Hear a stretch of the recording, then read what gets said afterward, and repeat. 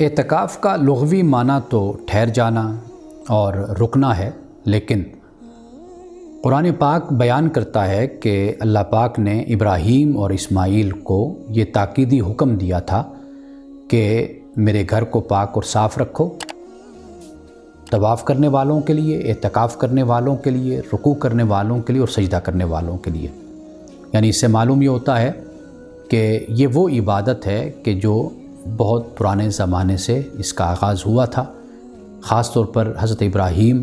اور حضرت اسماعیل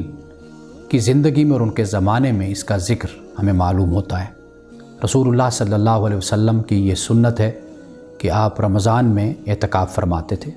یعنی خاص طور پر آخری عشرہ آپ مسجد میں اعتکاف فرماتے،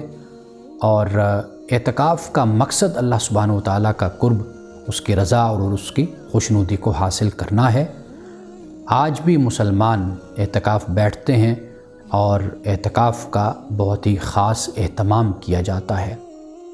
اعتکاف میں ہمیں زیادہ سے زیادہ قرآن پاک کی تلاوت کرنی چاہیے، قرآن پاک کو سمجھنا چاہیے، ہمیں تہجد کا اہتمام کرنا چاہیے، اور اللہ سبحانہ وتعالیٰ کی بارگاہ میں ہمیں سجدہ ریز ہونا چاہیے اور اپنے گناہوں کی معافی مانگنی چاہیے، استغفار اور توبہ کرنی چاہیے۔